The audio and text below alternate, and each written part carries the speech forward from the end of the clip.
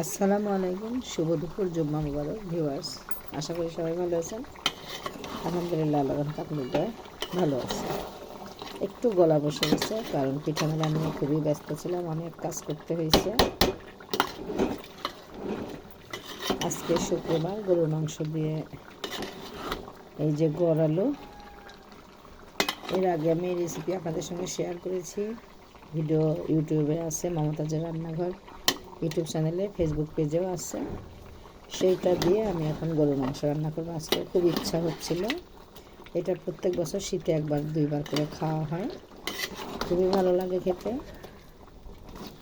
মাংসটা কালকে সব মশলা দিয়ে একটু জাল দিয়ে রেখেছিলাম। আজকে মশলা কিছুই দেবো না, জাস্ট নামানোর আগে জিরা ভাজা আর একটু গরম মশলার ফাঁকি দিয়ে নামিয়ে নেব। এখন কষাচ্ছি।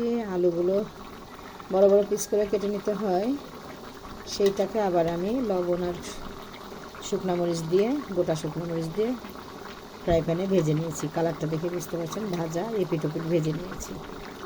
ভেজে এটা দিয়ে রান্না করব। কালার দেখে মনে হচ্ছে এখনই খেয়ে ফেলি। এই যে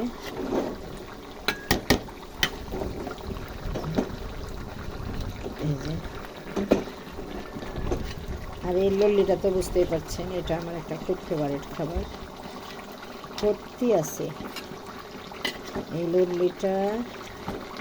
এই যে ভিউয়ার্স, এই যে এবারে ভর্তি, এই যে এই যে এই যে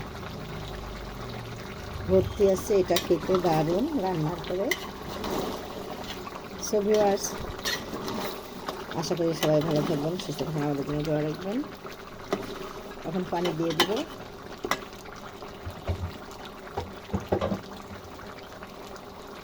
পানি হালকা গরম দিয়ে দিচ্ছি। আলুটা একটু সেদ্ধ হবার জন্য হালকা ডুবো ডুবো পানি দেবো। এটা 10 মিনিট রান্না হবে, তাহলে কমপ্লিট হয়ে যাবে। তারপরে যে পরিমাণ মাংসে ঝোল রাখার প্রয়োজন রাখবেন।